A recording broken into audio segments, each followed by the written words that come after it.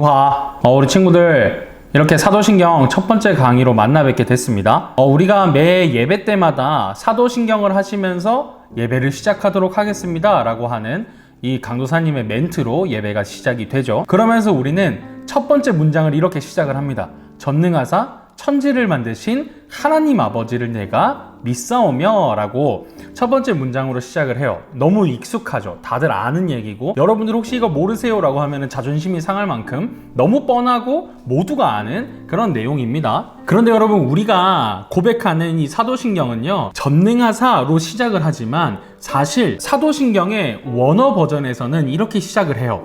나는 믿습니다. 이렇게 시작을 합니다. 즉, 나는 믿어요. 무엇을? 이라고 하는 질문으로 따라오게 돼요. 그런데 우리가 지금 고백하는 것은 수식어가 먼저 나오죠. 하나님 아버지를 내가 믿사오며 이거를 위해서 전능하사 천지를 만드신, 이렇게 막 꾸며줘요. 하지만 원래 사도신경은 나의 믿음을 고백하면서 시작을 합니다. 그래서 나는 믿습니다. 전능하시고 천지를 만드신 하나님이 나의 아버지라는 것을, 이라고 하면서 시작을 해요. 그렇다면 여러분, 이 첫 번째 문장, 우리가 오늘 이 시간에 살펴볼 내용입니다. 바로 하나님 아버지에 대한 내용을 이야기를 좀 하려고 해요. 하나님 아버지를 수식하기 위해서는 총 3가지 수식 어구가 나옵니다.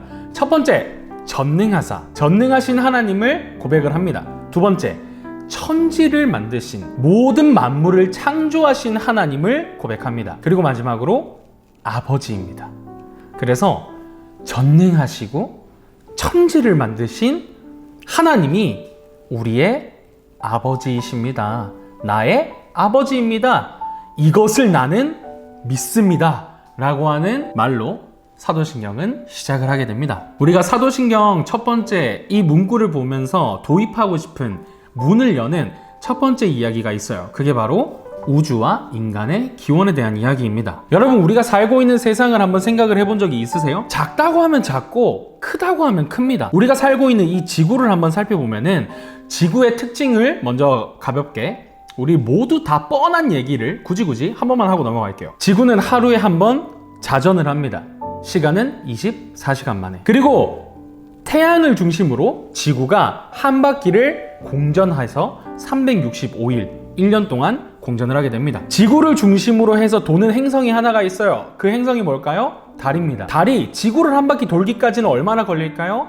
30일이 걸립니다. 그렇다면 이 태양을 중심으로 지구를 포함한 8개의 행성이 있는데, 이 8개의 행성은 자신들이 가지고 있는 공전의 속도대로 태양을 중심으로 돌고 있습니다. 이것을 우리는 태양계라고 하죠. 태양계와 같은 은하계는요, 우주 안에서 1000억 개쯤 된다고 해요. 굉장히 많죠. 이렇게 1000억 개쯤 모여있는 은하계를 우주라고 이야기를 합니다. 이 우주의 별들은요, 총 약 1000해계가 된다고 합니다. 해계, 어떤 의미인지 이상하죠? 우리의 그 숫자를 세는 단위를 좀 보고 싶어요. 억, 여러분 당연히 알죠? 1억, 2억, 3억 이런 억이에요. 억 다음에 뭘까요? 조, 1조, 2조, 3조 뭐 이런 식으로 조 단위가 되고요. 그 다음에 나오는 게 경입니다. 경 다음이 바로 해예요. 그렇다면 이 우주 안에 별들이 1000해계가 된다면 얼마나 많은 별들이 있을까요? 가히 우리가 상상을 할 수가 없겠습니다. 그런데 이거를 우리가 굉장히 시적인 표현으로 한 가지 빌려오자면 어떤 표현이 있을까요? 모래사장에, 바다에 모래수만큼 별들이 있다 라고 이야기를 할 수 있겠죠. 이 이야기는 하나님께서 아브라함에게 하신 말씀이세요.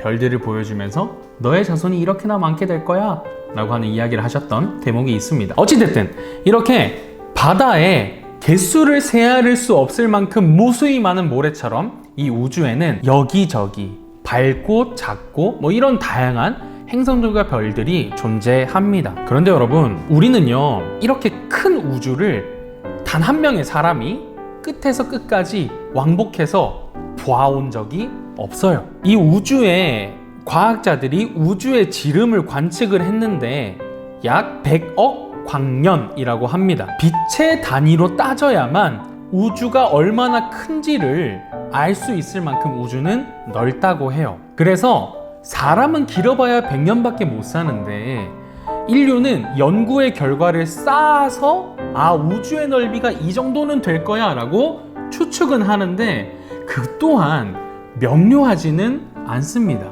이 말인즉슨 무엇일까요? 우리가 그저 지구에 살고 있을 때는 우리의 능력이 커 보이고 우리의 가능성이 무궁무진해 보이지만 우주 어딘가에 우리가 던져졌을 때는 먼지만도 못한 나약한 존재라는 의미를 가지고 있죠. 이렇게 나약한 우리가 얼마나 대단한 존재인지는 다시 한번 지구로 돌아와서 살펴보고 싶어요. 여러분, 많은 행성들 중에 오직 지구에만 생명체들이 살아가고 있습니다. 지구에는 200만 종 이상의 다양한 생명체가 살고 있고 그 가운데 가장 특별한 생명체가 있는데 그 생명체가 바로 인간입니다. 인간은 다른 동물과 다른 지성과 감정과 의지를 가지고 있고요. 이것을 인격이라고 말을 합니다. 그래서 인간이 인격체야라고 하는 말은 지성으로 옳고 그름을 판단할 수 있고요. 감정으로 어떠한 기분을 느끼고 있는가를 알 수 있습니다. 의지로는 내가 어떠한 선택을 할 것이냐, 그리고 내가 무슨 일을 할 것이냐 하는 결정을 할 수 있게 됩니다. 다른 존재들과는, 다른 동물들과는 굉장히 다른 차이예요. 그렇기 때문에 인간이 진화를 통해서 이루어진 존재다라고 말을 하기에는 다른 동물들과 너무나도 큰 간격이 있기 때문에 진화론은 과학적으로나 그리고 어떠한 것으로나 사실은 옳다라고 말하기가 어려운 거죠. 그래서 우리 존재의 시작, 세상이 어떻게 시작을 했느냐, 하나님께서 분명하게 성경을 통해 살펴보려고 합니다. 성경은 이렇게 시작을 합니다. 창세기 1장 1절, 태초에 하나님이 천지를 창조하시니라. 이 짧은 한 구절은요, 우주와 인간의 기원 그리고 본질에 대한 열쇠가 담겨져 있는 구절입니다. 성경 창조의 특징에 대해서 우리가 먼저 살펴보려고 해요. 창조를 통한 존재의 구분이 첫 번째 대목인데, 사도신경의 첫 번째 고백은 바로 이 우주와 인간의 기원에 대한 사도들의 신앙 고백으로 시작을 합니다. 사도신경의 문을 여는 가장 첫 번째 고백은 바로 창세기 1장 1절에서 2장 3절 말씀으로 시작을 하는 것이죠. 여러분, 우리 보시는 바와 같이 이렇게 첫째 날부터 일곱째 날까지 하나님께서는 창조를 시작을 하세요. 첫째 날은 빛을 만드셔서 어둠과 구분을 하시고요. 둘째 날은 하늘을 만드셔서 하늘의 물과 아래의 물로 나누십니다. 셋째 날에는 바다와 육지를 나누시고요. 넷째 날에는 해와 달과 별을 하늘에 수놓습니다. 다섯째 날은 물에 사는 물고기와 공중을 날아다니는 새를 만드시고요. 여섯째 날에는 짐승과 가축과 인간을 만드십니다. 사실 우리가 여러분 주일학교를 통해서 살펴봤을 때 우리가 알고 있는 게 뭐예요? 하나님께서 여섯째 날까지 창조 사역을 하셨어요를 우리가 알고 있는데 사실은 일곱째 날까지 포함을 시켜야 합니다. 하나님께서는 이 일곱째 날 안식하심으로 창조를 완성하셨어요. 창세기 2장 1절, 천지와 만물이 다 이루어지니라 라고 말씀을 하시면서 창조 이야기는 하나님의 지혜와 능력과 위엄을 잘 나타내주고 있습니다. 하나님이 이르시되, 그리고 하나님이 나누사, 하나님이 부르시고, 하나님이 보시기 좋았더라 라고 하는 이런 표현들은요, 창조 과정에 있어 하나님의 전능하심과 전지하심을 잘 표현해주고 있습니다. 하나님께서 계획하시고 말씀하시자 없었던 것이 존재하기 시작했어요. 그리고 구분하시자 역할이 나뉘어졌고 생명이 생존하는 구역으로 구분되기 시작을 합니다. 하나님이 부르시자 이 존재의 특징이 완성이 되었고요. 예를 들어서 새는 날고 물고기는 물에 살고 빛은 어둠을 물리치는 이러한 특징을 가지게 됩니다. 하나님께서 보시기에 좋으시자 혼돈과 공허함만이 가득했었던 이 지구가, 이 세상이 아름다운 생명으로 넘쳐나는 곳이 됩니다. 그래서요, 이 지구의 창조 이전, 지구 이전 상태는 바로 혼돈과 공허의 상태였습니다. 혼돈이라 함은 형식이 없는 거죠. 지구와 같이 모양이나 이런 것들이 형식이 없었던 거예요. 공허는 내용이 없었던 거죠. 지구 안에 살고 있는 생명체들이 어떤 것인가, 이런 내용들이 없었습니다. 그래서 하나님께서는 창조를 3일 나누셔서 진행을 하시게 되는데, 첫 번째 3일에서는 빛과 하늘과 바다와 땅을 창조하시면서 질서와 형식을 채우세요. 하나님께서 형식을 만드시자 혼돈이 떠나가게 됩니다. 그리고 이후 3일 동안은 하나님께서 하늘의 별들과 물고기와 새와 들짐승들과 가축들과 사람을 만드시면서 형식 안에 숨쉬고 먹으며 살아가는 내용을 채우시게 되죠. 하나님께서 내용을 채우시자 공허가 떠나가게 됩니다. 즉 이렇게 하나님께서는 앞에 3일은 형식 없는 무질서에서 하늘, 땅, 바다 각각 구별된 영역을 만드셨고요. 이후 3일은요 구별된 영역에 움직이는 것, 살아있는 생명체를 종류별로 채워 놓으셨습니다. 그런데 여러분, 이 중에서 가장 빛나는 창조의 절정이 등장을 하게 되는데 그 인물은 바로 인간입니다. 인간은 다른 피조물들과는 달라요. 하나님의 형상으로 특별하게 창조가 되었습니다. 그렇다면 하나님의 형상이란 뭘까요? 하나님께서 가지신 지혜와 능력처럼 인간도 이런 인격적 특성을 가진 존재로 창조되게 되었습니다. 인격적 특성이라 하면 앞에서 이야기를 했죠?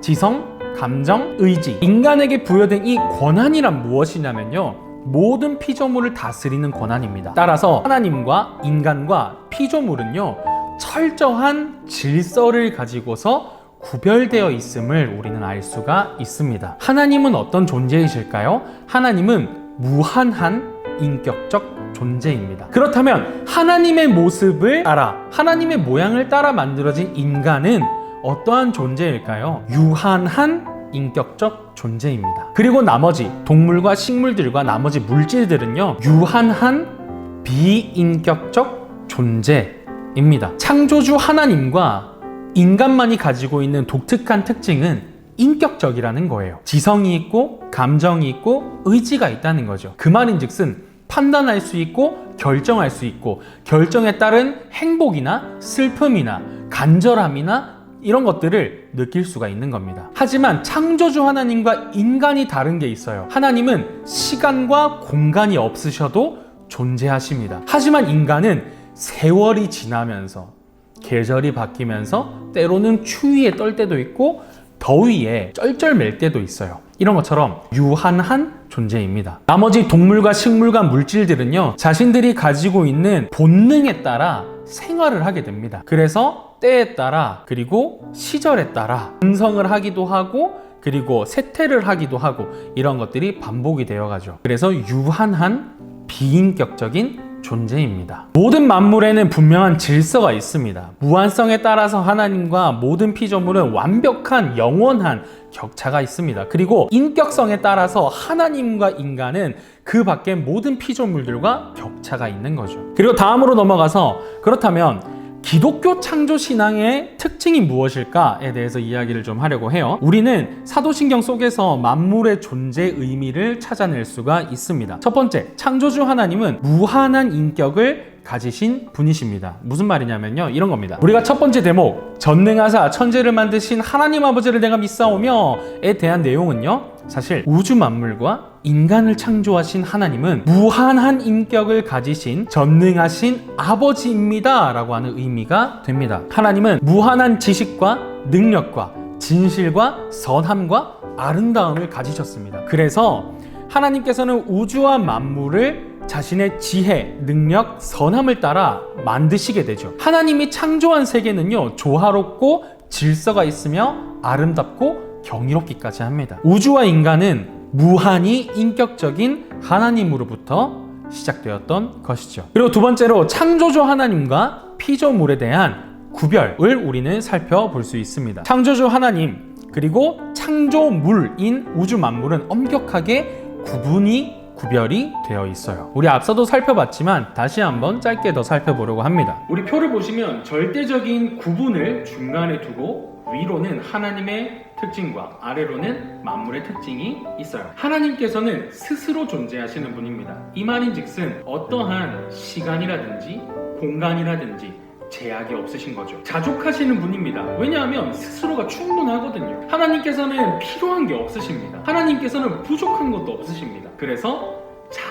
자기 만족하십니다. 또한 무한하시고요, 영원하시죠. 하지만 우주 만물은 다릅니다. 왜냐하면 의존적 존재이기 때문이죠. 생명 활동에 필요한 빛이 있어야 하고요, 물이 있어야 하고요, 최소한의 지켜져야 될 일정한 패턴들이 있습니다. 사람만 놓고 보더라도요, 한 가지만 있다고 해서 살아갈 수 없습니다. 음식만 먹는다고 해서 살아갈 수 없는 것처럼 물도 먹어야 되고요, 햇볕도 보아야 하고요, 이렇게 해야 건강한 생활을 유지할 수가 있습니다. 또한 불만족스럽죠. 이것은 앞에 의존적이기 때문이에요. 의존적이기 때문에 불만족스러워요. 무엇인가 더 필요한 게 있거든요.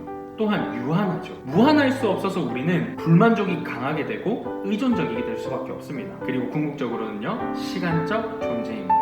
누구 하나 영원히 사는 사람이 없어요.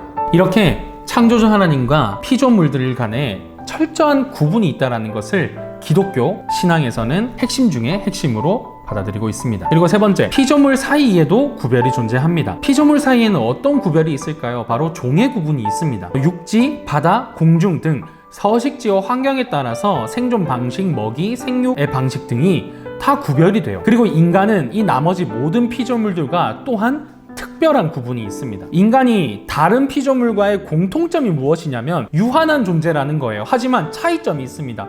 인격적이라는 거죠. 인간은 무한한 인격을 가지신 하나님을 닮은 유한한 인격적 존재이기 때문에 스스로가 의지적으로 판단할 수 있고 결정할 수 있고요, 지성을 통해서 무엇이 옳고 그른지를 분별할 수가 있습니다. 하지만 다른 동물들과 다른 짐승들과는 철저한 차이점이기도 하죠. 그렇다면 우리가 이 기독교 창조 신앙의 특징을 살펴봤다면 그 다음으로는 성경적인 창조 진리의 적용, 우리에게 이 창조 진리가 어떠한 의미를 가지고 있는지를 좀 살펴보려고 합니다. 창조의 진리를 깨달은 우리는 어떻게 해야 할까요? 첫 번째, 창조주 하나님께 대한 감사와 예배를 올려드립니다. 모든 피조물들은요, 창조주 하나님께 의존적인 존재입니다. 생명의 창조가 있어야 생명의 시작은 가능합니다. 뿐만 아니라 생명을 보존하기 위해서 필요한 필수적인 요소들조차도 하나님의 창조하심, 허락하심이 없었다면 존재할 수 없습니다. 따라서 우리가 누리며 사는 것들은 하나님으로부터 모든 것이 왔습니다. 그렇기 때문에요, 우리는 마땅히 하나님께 감사하게 되는 거죠. 태양을 바라보면서, 그리고 저녁에 우리가 잠이 들 때 달을 바라보면서, 우리가 먹는 음식을 생각하면서 우리는 하나님께서 우리에게 주셨다라는 것을 깨달을 수 있어요. 그렇기 때문에 우리는 마땅히 하나님께 감사하고, 이 감사는 예배를 통해 찬양하며 죄인을 사랑하시는 하나님의 사랑을 깨닫고 하나님의 이름을 높이며 하나님께 마음을 드리게 됩니다. 우리의 감사는요, 주님 감사합니다 에서 그치는 게 아니라 예배에 나와서 하나님께 영광을 올려드리는 것까지가 하나님 앞에 바른 감사의 태도입니다. 그리고 두 번째로는요, 모든 인간을 하나님의 형상을 가진 존재로 대하신다는 겁니다. 이 모든 인간에는요, 하나님을 믿는 사람뿐만 아니라 하나님을 믿지 않는 사람들도 포함을 해요. 하나님의 형상을 지닌 존재로 존엄함을 가지고 있기 때문입니다. 현재 우리는 아담의 타락 이후로 죄로 인해 하나님의 형상이 파괴되고 일그러진 상태입니다. 하지만 여전히 남아있는 하나님의 형상이 있기 때문에 우리는 귀한 존재가 되죠. 하지만 잊지 말아야 할 것이 있습니다.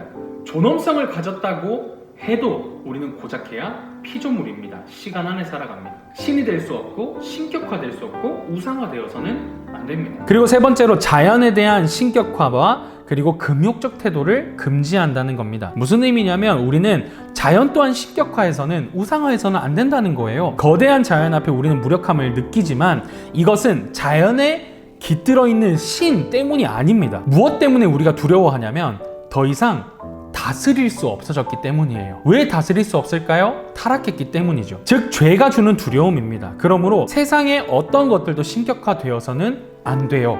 우리의 죄가 만들어낸 모습이거든요. 동시에 무분별하게 파괴해서도 안 됩니다. 비록 우리가 다스림 안에 자연 만물들이 있지는 않지만 하나님께서는 사람을 통해 자연이 다스려지도록 창조하셨어요. 다스림이란 복종을 해라 라는 의미가 아닙니다. 섬기고 봉사라는 거죠. 즉 우리로 인해서 자연은 보다 좋은 모습이 되어야 한다는 것입니다. 우리는 이런 책임을, 의무를 사실은 지금도 일부분 가지고 있어요. 여러분, 이렇게 우리가 하나님의 창조에 대한 이야기를 쭉 해보면서 많은 이야기들을 했죠. 하지만 우리가 기억해야 할 것은 이겁니다. 12개의 문항으로 이루어져 있는 이 사도신경 첫 번째, 우리의 믿음은 창조주 하나님으로부터 시작한다는 것입니다. 우리가 눈으로 보고 있는 것, 우리가 느끼고 있는 것, 우리가 살아가는 이 모든 것들은 다 우연이나 혹은 우리가 알지 못하는 존재의 의도가 아니라 우리가 명확히 알고 있는 하나님이라는 분의 창조에서 시작이 되었다는 것이죠. 그래서 우리는 전능하사 천지를 만드신